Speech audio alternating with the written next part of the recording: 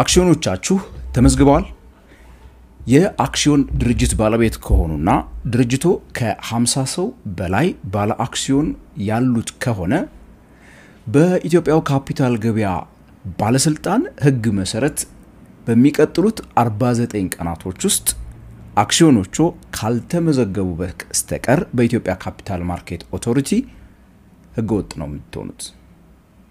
የኢትዮጵያ ካፒታል ማርኬት ኦቶሪቲ ከአመት በፊት ማለት በሚቻልበት ደረጃ ሁሉም የሰነደ መዋለ ንዋዮች በኢትዮጵያ ውስጥ የሚገበያዩ በኢትዮጵያ ውስጥ የሚሸጡ ካፒታልን ለመሰብሰብ የሚያስፈልጉ ሰነዶች ሙሉ በሙሉ ሊመዘገቡ ይገባል የሚል ማንዴትን ለተቋማት ሰጥቶ ነበር። ቀኑ እየደረሰ ነው። ከሁለት ወር ያነሰ ጊዜ ቀርቶታል። ለመሆኑ ምንድነው እያለ ያለው የኢትዮጵያ ካፒታል ገበያ ምን አድርጉ እያለ ነው? ተመዝገቡ ሲል ምንድነው ማለት የፈለገው? ከኔና ከናንተስ ምን ይጠበቃል? በተለይ እንደ ድርጅት ምን ማድረግ ይኖርብናል? ለምንስ ነው የኢትዮጵያው ካፒታል ገበያ ባለስልጣን ይህንን ማድረግ ያስፈልገው የሚለው ነገር በዛሬ ቪዲዮ ጠቅለል አድርገን የምናወራ ነው የሚሆነው። የተወደዳችሁና የተከበራችሁ የንጋት ፖስት ቤተሰቦች በዚህ ቻናል ፋይናንስ ቢዝነስ እና ካፒታል ማርኬትን እንደምናወራ ታውቃላችሁ። ታዲያ ይህንን ቻናል እስካሁን ድረስ ሰብስክራይብ ካላደረጋችሁ የዶል ምልክቷን በማብራት ሰብስክራይብ እንድትሉ እንዲሁም ደግሞ ላይክ እና ሼር ማድረግ አስተያየትና ጥያቄዎቻችሁን ኮሜንት ሴክሽን ላይ መጻፍ እንዳትረሱ እያልኩኝ ወደ ዛሬ ቪዲዮ በዚሁ የምገባ ነው የሚሆነው።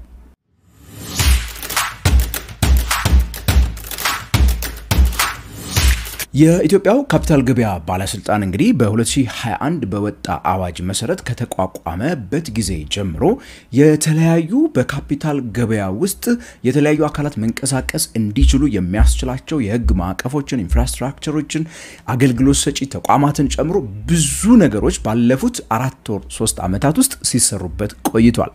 በባለፈው ዓመትም የኢትዮጵያው ሴኩሪቲስ ኤክስቼንጅ ምንለው የሰነደ መዋለ ንዋዮች ግብይት የሚፈጸምበት ገበያም በይፋ ስራ መጀመሩ ሁላችሁ መቼስ ታስታውሳላችሁ። በዚህ ገበያ ውስጥ አገልግሎት የሚሰጡን ወደ 11 የሚጠጉ ደግሞ የአገልግሎት ሰጪ ድርጅቶች እንዲሁ ደግሞ ወደ ስራ ገብተዋል። ሰነዶችን ሽጠው ተቋማት ገንዘብ እንዲያገኙ ማህበረሰቡ ደግሞ እነዚህ ሰነዶች ላይ ኢንቨስት በማድረግ ትርፍን፣ ገቢን፣ ሀብትን እንዲያገኝ የሚያስችሉበትን ስርዓት የምንከውንባቸው አብዛኛዎቹ እነዚህ ኢንፍራስትራክቸሮች እንግዲህ ቦታቸውን የያዙበት ሁኔታ ነው የሚገኘው። ታዲያ በዚህ ሁሉ ውስጥ ሰሞኑን በሶሻል ሚዲያዎቹ ላይ በተደጋጋሚ የኢትዮጵያ ካፒታል ማርኬት ኦቶሪቲ በዋነኛዎቹ ማስ ሚዲያዎች ላይም ቢሆኑ በተደጋጋሚ እየገለጸው ያለው አንድ ነገር አለ። በሚቀጥሉት 2 ወራት የአክሲዮን ማህበራት አክሲዮኖቻቸውን ካላስመዘገቡ በስተቀር ህገወጥ የመሆን እድላቸው ሰፊ ነው እየተባለ ነው። ለመሆኑ ምንድነው እያለንስ ያለው የኢትዮጵያ ካፒታል ማርኬት ኦቶሪቲ የሚለው ነገር እናውራ እስቲ። እንግዲህ የኢትዮጵያ ካፒታል ማርኬት ኦቶሪቲ ከላይ የምነግራችሁን እነዚህን የመመዝገብ ግዴታ ነገሮችን ትርጉሙን ለማግኘት በዋናነት ለምን ተቋቋመ፣ ምንድነው ዓላማው የሚለው ነገር መለየት ከሁሉ በላይ በጣም አስፈላጊና ወሳኝ ነገር ነው። እንዴት መሰላችሁ? የኢትዮጵያ ካፒታል ማርኬት ኦቶሪቲ የምንለው የተቋቋመበት ዋነኛውና ብቸኛው ዓላማ በትልቁ ዓላማው ኢንቨስተር ምንላቸውን ገንዘባቸውን ለተቋማት ሰጥተው ገንዘባቸውን ለድርጅቶች ወይ ደግሞ ለመንግስት ሰጥተው ኢንቨስት ተደርጎላቸው የሆነች ሪተርን እንዲያገኙ የሚያደርጉትን ሰዎች መጠበቅ መከላከል ነው። ከዚህ በፊት እኛ ሀገር ላይ ብዙ ሰዎች የተለያዩ ድርጅቶችን አክሲዮን እንሸጣለን ብለው እየመጡ አክሲዮን ከሸጡ በኋላ የጠፉ ገንዘቡን በልተው በዛው ልም ያሉ ብዙ ድርጅቶች አሉ። ይሁንና ግን ባንኮቻችንና ኢንሹራንሶቻችን ላይ ኢንቨስት ያደረጉ ሰዎች ሜቢ ጥሩ ትርፍ አግኝተውበት ሊሆን ይችላል። እነሱ የሆኑበት ምክንያት እንደ ናሽናል ባንክ ኦፍ ኢትዮጵያ እንደምንለው አይነት ተቆጣጣሪ ተቋም እነዛ ድርጅቶች ላይ ኢንቨስት የሚደረገውን እያንዳንዱን አክሲዮን ይከታተል ይቆጣጠር ስለነበረ ነው።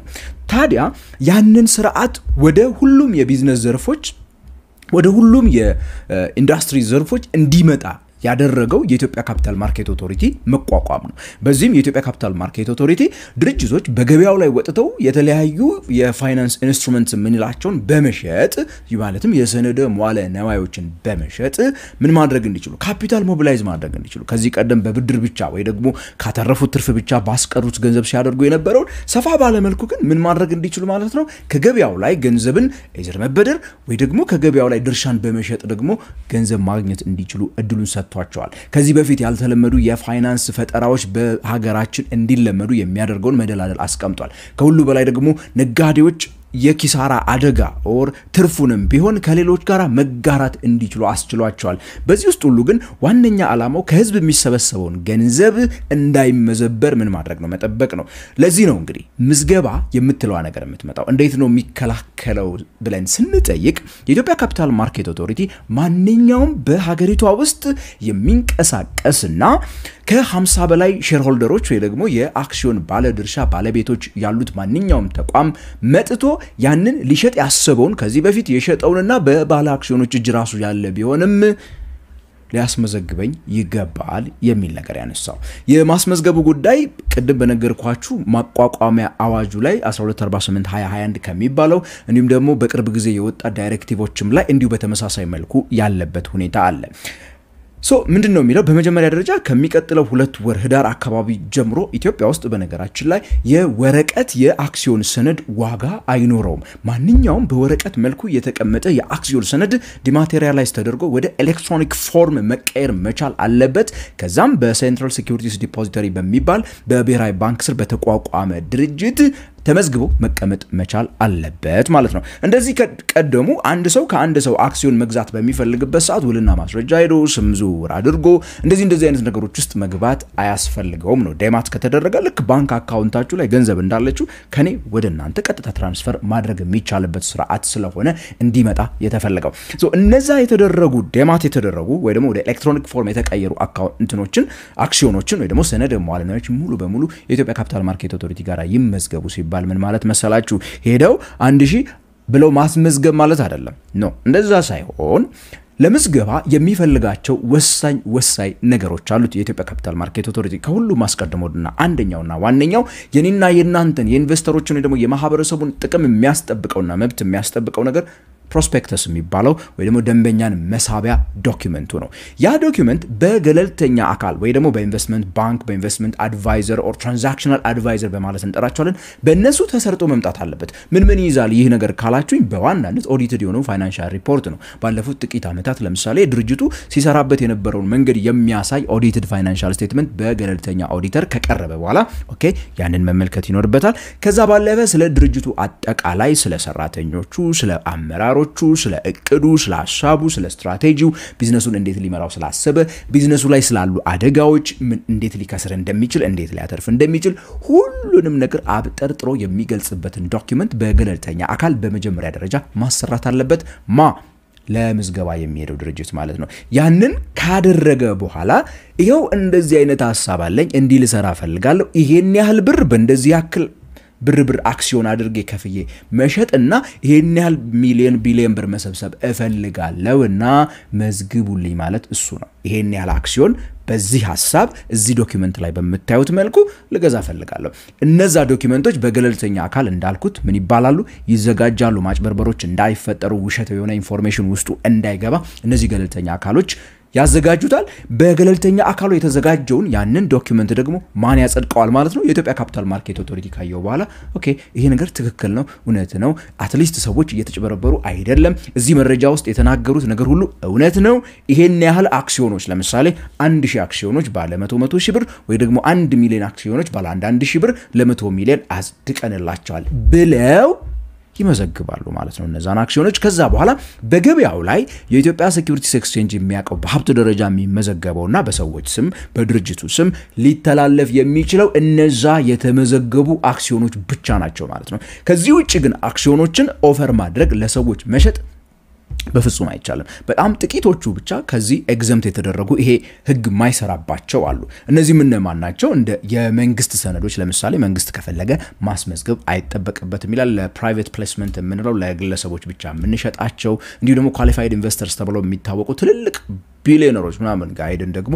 መሸጥ በመንፈልግበት ሰዓት እንደዚህ አይነቶቹ ሜቢ ሊቀሩ ይችላሉ። በሌላ መልኩ ግን የህዝብ ገንዘብ የሚሰበስብ ማንኛውም ድርጅት ምን ማድረግ አለበት? ማስመዝገብ አለበት። ከላይ እንዳወራሁት እንግዲህ ለምን የሚለውንም ነገር አይ ቲንክ ውስጡ እያነሳውላችሁ ይጃለው። at the end of the day ምንድነው የሚፈልገው? እውነተኛነት ነው የሚፈልገው፣ ግልጸኝነት ነው የሚፈልገው። ሁሉም ሰው በእኩል የሆነና ተመሳሳይ መረጃ እንዲያገኝ ዋነኛው የኢትዮጵያ ካፒታል ማርኬት ኦቶሪቲ አላማ ነው። ምን በማድረጉስ ማለት ነው? ማህበረሰቡ ገንዘቡን ሰጥቶ እንዳይጭበረበር እንዳይበላ መጠበቁስ ማለት ነው። እንደ ከዚህ ቀደሙ ሰዎች አክሲዮን ድርጅት እናቋቁማለን ብለዋችሁ ገንዘባችሁን ከወሰዱ በኋላ አትሊስት የሚጠፉበትን እድል ይዘጋዋል። ድርጅቱ ትርፍ አትርፎ አያትርፍ ኪስ ከስሮ የሆነ ነገር ይሁን ኦር አትርፎ ለናንተ ዲቪደንድ ይክፈል አይክፈል እሱ የድርጅቱና የናንተ ጉዳይ ነው ቢዝነሱ ስኬቱና ምናምኑ ሌላ ጉዳይ ነው የኢትዮጵያ ካፒታል ማርኬት ኦቶሪቲ እሱን ላያገባው ይችላል ነገር ግን አትሊስት ግን መጀመሪያ ላይ ለናንተ ሰነድ ሲሸጥ እንዳይዋሹ ግን ኢንሹር የማድረጉን ስራ ይሰራሉ ማለት ነው እኔና እናንተ እንግዲህ በሰነደ ማለናዮች ምዝገባ ውስጥ እንደ ግለሰብ ኢንቨስተሮች ምንም አይነት ሚና የለም ይሄንን ስራ እየሰሩ ያሉት እነማን ናቸው ራሳቸው ድርጅቶቹ ናቸው የአክሲዮን ድርጅቶቹ ባለ አክሲዮኖቻቸውን በእነዚህ በተጠቀሱት ጊዜያት ውስጥ ከባለፈው 1 አመት ጀምሮ ማለት ነው ቶሎ ብለው እንዲያስመዘግቡ ቀነ ገደብ ተቀምጦላቸዋል በዚህ ሜቢ አንዳንዶቻችሁ በስልክ ሜሴጅ ደርሷችሁ ሊሆን ይችላል ተደውሎላችሁ ሊሆን ይችላል አክሲዮን ካላችሁ ድርጅት ላይ በሬዲዮ በቴሌቪዥን በዌብሳይታቸው በየሶሻል ሚዲያዎቻቸው ላይ በጋዜጣ ሁሉ እንዲያሳትሙ በኢትዮጵያ ካፒታል ማርኬት ኦቶሪቲ እንደ ግዴታ ተቀምጦባቸዋል የአክሲዮን ተቋማት ማለት ነው ታዲያ እንግዲህ ሜቢ እናንተ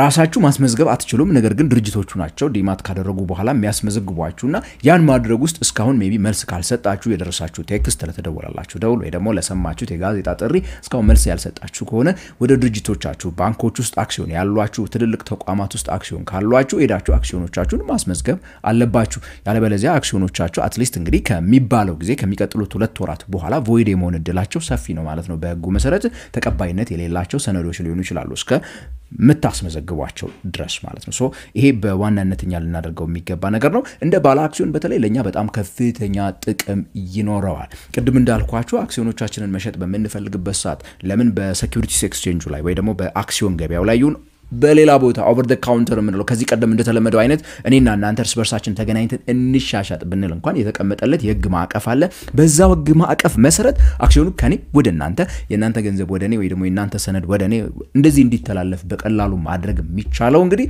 ምን ሲሆን ነው ከተመዘገበ ብቻ ነው እውነተኛነቱን ማረጋገጥ የምንችለው ለዚህ ስለሆነ እንደዚህ አይነት ቅለትም እንዲያመጣልኝ ተቀመናል ድርጅቶችን ቢሆኑ እንግዲህ ከህጉ አንፃር ቀድማችሁ ኮምፕላይ ማድረግ ስለሚጠበቅባችሁ የአክሲዮኖቻችሁ እንቅስቃሴ በራሱ የሀብታችሁ መገለጫ እንደመሆኑ መጠን ደግሞ ድርጅቶችም ቶሎ ብለው ምዝገባውን ማጠናቀቅ ይኖርባቸዋል እኛ ሀገር ብዙ ጊዜ እንግዲህ ይተላለፋል ይዛወራል የሚል ነገር ብዙ ጊዜ ስለሚወራ በእነዚህ ነገሮች ባትዘናጉ ካሁኑ አይ ቲንክ መክራለሁኝ እኔ ታዲያ ምን ይመስላችኋል እስካሁን እስቲ አክሲዮኖቻችሁን ያስመዘገባችሁ ሰዎች ነገሩን ያላስመዘገባችሁስ ደግሞ ምን ላይ ደርሳችኋል የቀረችው ጊዜ 2 ወር ብቻ ስለሆነች ማለት ነው በኢትዮጵያው ካፒታል ማርኬት ጉዳይ ላይ ማንኛውንም አይነት ጥያቄ ካላችሁ ታዲያ እታች ኮሜንት ሴክሽን ላይ አስቀምጡልኝ ለእናንተ ለመመለስ እኔ ዝግጁ ነኝ በቀጣይ በሌላ የፋይናንስ ፕሮግራም እስከምንገናኝ ድረስ ታዲያ ከንጋት ፖስት ይህን ቻናል ሰብስክራይብ አድርጉ እያልኩኝ የምሰናበታችሁ እኔ ገመብራም ነኝ